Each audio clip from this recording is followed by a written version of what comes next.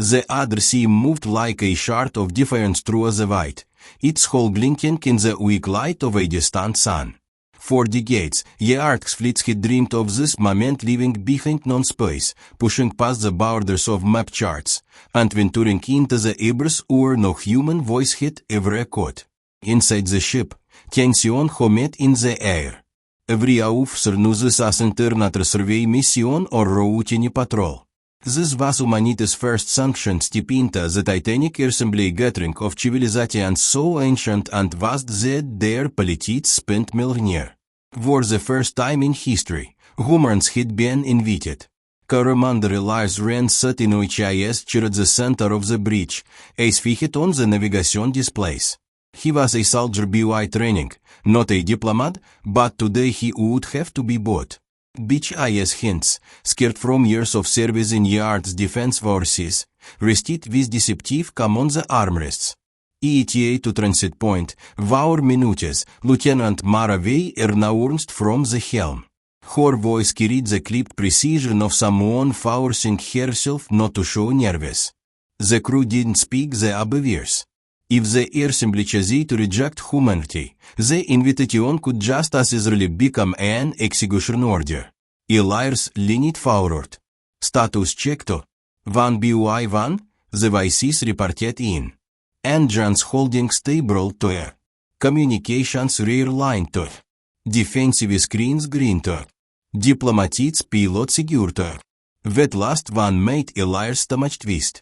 Diplomatic pilot was the sanitized way of seeing our one-shot at proving we deserve to highest airman giants. Metiasant weapons, Vitiasant riches it was the sum of Yard's history, culture, and science condensed into a crystalline archive the size of HIS Hind. For the Titans, Meti would either be seen as a history of respect or a child story offered at the feet of gods. The ship shuddered as they reached the coordinates. Before term, space rippled like heat haze over asphalt. It wasn't a wormhole, not exactly. It was a gate, a construct that only the assembly had the knowledge to build. Mara swallowed audibly. Heavy appended the weight. The void split into a swirling corridor of light, colors beyond the human spectrum bleeding into one another. Elias stood, squaring HIS shoulders. This is IT. Tikas through a toeg. The other sea slipped into the corridor, and instantly every sense screamed disorientation. Gravity tilted, light fractured, and sound impossible in Watson somehow rumbled through the ship's frame like the growl of an ancient beast. Once the distortion ended, they emerged into a place that no human had ever seen. Elias breathed out. The assembly was not a planet, nor a station. It was a structure so vast it wrapped around a star. A Dyson construct but not a sphere. Towering spires arched outward like the ribs of a god skeleton, glowing cities suspended in little surges of energy. Ships the size of continents drifted between them like motes of dust. And at the heart, a single citadel gleamed brighter than the sun itself. That was where they were expected. "Be old hats holy," Mara whispered. They could crush us without noticing toik. Elias felt the same awe pressing on HIS chest, but he kept HIS voice steady. "They invited us. We stand tall too." Yet inside, he wondered if, standing tall, meant anything when you were an ant walking into a council of giants. The other sea cruised slowly toward the central citadel, its tiny silhouette swallowed by the immensity of alien engineering. Sensors painted ghostly shapes on the display's vessels larger than continents, each radiating more power than Yard's entire fleet combined. Receiving hails, comes officer Junior reported. BHIS voice cricket before he steadied IT. Multiple channels, layered frequencies. Here. Testing Asto. Elias nodded. Respond on the diplomatics line only. Broadcast the archive beacon to. A soft pulse rippled out from the other sea. Green humanities offering a data crystal encoded with music, language, art, history. From the primal beat of tribal drums to the silence after Hersheimer, from gave paintings to the code that had guided progress beyond the solar system. The bridge went quiet. Every crew member listened to their own breath. Some were beyond comprehension. Titans were judging theorem. The reply came not in words, but in sensation. The lights dimmed as if the ship itself brought under pressure. Mara's knuckles whitened on the helm. Otis. Before she could finish, a voice filled the air. Not through a speakers, not through a translation so if to her. Directly into their minds. We have heard the song of you a kind to. Miti was vast, layered, like a thousand choir speaking as one. Some tones were ancient and deep, others sharp like breaking glass. You are small. You are brief. Yet you carry fire to. Juna pressed a hint to Vichay's temple, Uinsang. There inside our neural net. The ship's systems are bleeding into our thoughts too. Elias clenched HIS jaw. Peche to me only. Shield the crew as much as you can to. Juna nodded. Suat bidding on HIS favored as he rerouted the link. The voice focused. Elias felt HIS chest tighten under the weight of IT. Humanity. You come on bidden? Yet this invitation. Explain why you wish to stand among titans to egg. Elias exhaled slowly. Every word mattered. One sleep, and humanity would be remembered only as sparks snuffed in the void. He spoke clearly, firmly, without flourish. Because survival is not enough. We have endured our hours, our mistakes, our smallness. But we refuse to remain in the shadows of the cosmos. We seek not conquest, but recognition.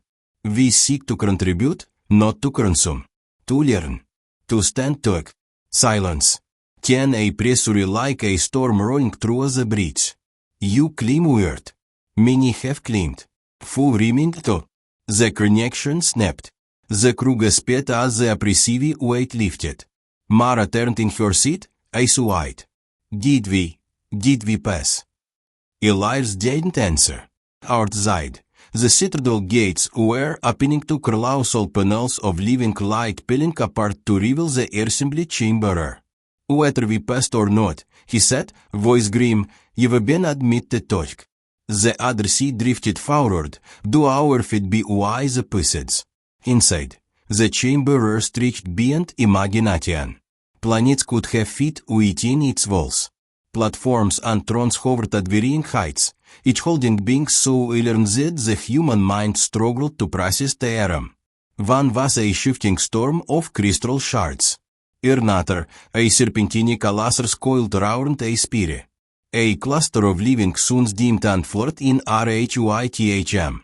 Hundreds of civilizations some older 10 yards continents watched as a single fragile ship approached. And in the very center, a circular platform of dark stone waited. Reserved for Terram. The bridge crew sat in stunned silence. For a moment, Elias felt the crushing scale of IT. The Titans hitters and humanity was expected to speak. He stood, voiceless but steady. Prepare landing.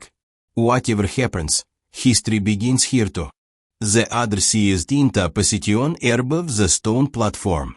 Magnetic clamps locked with a heavy toit. For a heartbeat, no one moved. The silence inside the chamber was total engine hum and background chatter. Only the awareness of being watched by beings older than empires. Digging secure, Mara whispered.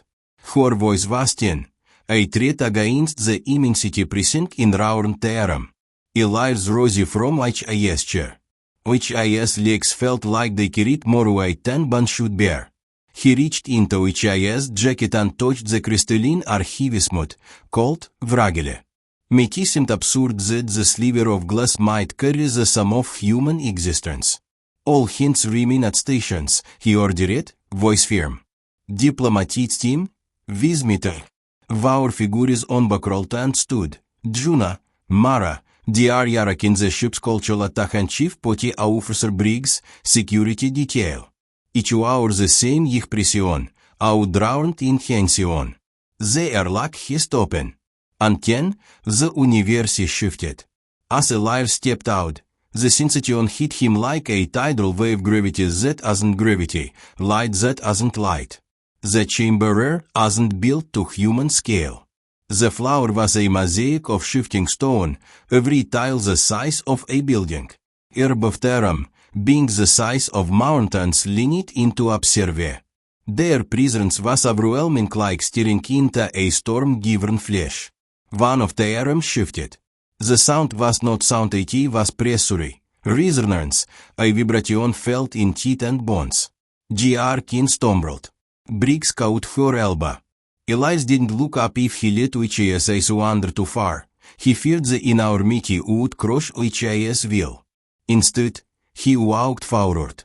A circular daze rose from the platform, scaled down mercifully to human proportion. A single beam of white light illuminated it. The message was clear: stand here and speak. They ascended the steps. The silence deepened. Elias stood at the center. The archive pulsed faintly in HIS hint. Which IS trod was the ROI. 10 voices descended to horizons at once, layered, alien, untranslatable. Meti was chaps until a single tone cut through, sharper than steel. Humanity. You enter the assembly too. The sound was direct, inside the mind, by pushing ears and language. You are measured here. Speak, you are clean to it. Dr. Kane's breath hitched. She whispered, they expect us to declare what we are to. Elias nodded slowly. He had prepared speeches, studied protocols, memorized histories. But in this moment, none of it felt right. He thought of which IS matter, who had raised him through our ration shower teachers. He thought of the scars on HIS hints, earned in battles to defend cities most of the assembly would never care to know existed. He thought of humanity itself, not perfect, not eternal, but alive. Elias raised the archive high. Its face streets caught the alien light, scattering 1,000 reflections across the dais. We are children of a small world, he said, which IS voice carrying farther than physics should allow. We are brave, we are scared, and we are stubborn. We have known despair and destruction, but we rise. Always we rise. We are not here to kneel. We are here to stand among you two. The chamber trembled. Not physically, something deeper, as if the assembly itself weighed HIS words. From the thrones, murmurs rippled. Ligged sapis flickered, alien languages twisting around HIS declaration. Some tongues felt like approval, others like disdain. One of the titans shifted closer. Meti was an impossible being, its form folded dimensions around itself, a body like interlocking spirals of glass and fire. When it spake, the fire staggered the humans. You dare to stand. Elias' jaw clenched. Beach IS heart hammered. We dare talk. For a long, terrible moment, nothing. 10 laughter. Not mockery, but resonance like breaking stone. It rolled through the chamber, shaking the platform. And somewhere in that alien thunder, Elias felt it. A test had begun.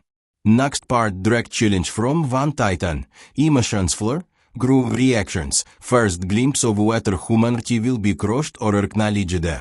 The laughter subsided into silence sharp as a blade. Can the crystalline titan spake again, its voice fracturing through the minds of all aboard the other sea. Words are wind. Standing requires proof. We measure not by claim, but by endurance too. Elias felt the pressure increase like gravity had doubled. Mara staggered, clutching her ribs. Juna dropped to one knee, blood beading from HIS nose. Briggs swore under HIS breath, trying to stay upright. Elias himself felt HIS vision blur. Every heartbeat thundered like a hammer. But he understood, this was no accident. The assembly was testing Terram. Hold the line. Elias barked, voice raw. Do not yell. The platform beneath Terram shifted. Stone tiles rearranged, forming a ring. The white light dimmed, replaced by a circle of fire that rose from the flower. Eiler nei suns, staurum ze, shadow swatched with intensity that could melt steel. Gr king sped. It's a trial ground. The Titan's voice boomed. Yinduri the crew cerebral. Stand as you climber be erased toy. Suddenly the light solidified into forms constructs of energy shaped like beasts. They towered 3 times the height of a man, bodies shimmering with plasma, jaws lined with blades. Mara whispered, "We can't fight us." Elias raised a hint. "Can we don't fight? We yinduri te." The constructs advanced. He drank from theorem. Every instinct screamed to run. Briggs hint to each tower to each IS sudden before Elias caught each IS arm. They want to see if we break. Not if we kill to. The first construct roared, a sound that pierced bone. It swung a claw of fire at Elias. He planted HIS feet, chest heaving, but he did not step back. The heat seared across HIS uniform, blistering skin. Still he stood. Behind him, Gin was sobbing, her knees buckling. Briggs caught her shoulders, shielding her with HIS body. The second construct descended on Tearam, and he roared back not with alien power, but with sheer human fury. "Come on, hen. Briggs Bilade. You have to burn us all." The fire licked HIS arms, blackening fabric, but he stood unmoving. Minutes felt like hours. The constructs circled, striking again and again, testing for weakness. Mara collapsed once, her breath rigid, but Elias held her upright with trembling strength. "On your feet, Lieutenant," he growled. "If humanity falls, it won't be because we bought." Her eyes brimmed with tears, but she straightened, body shaking. "Ken, as suddenly as it began, the heat vanished. The constructs dissolved into sparks. The weight pressing on their bones lifted. Silence. The crystalline Titan's voice thundered again, so after now almost approving. "They yinduri. Scared, but on broke iron. Perhaps they stand to." Across the chamber, other Titans murmured. Some lights flickered with agreement, others pulsed with contempt. One massive stormbank rumbled disapproval. Another colossus of living stone guffawed like mountains shifting. Elias' legs trembled, but he held the archivier laughed once more. "We bleed, he respite, bitch is trodrau. We suffer. But we do not yield. That is humanity." A new voice entered clear, sharp, like ice cracking on a lake. "Then let the be heard in Kaurnsroltoy." A pit of light extended from the dais to the center of the chamber. The Titans shifted, parting the white. The trial was over. Humanity had not been erased. But the true test to speak Irman gods was just beginning.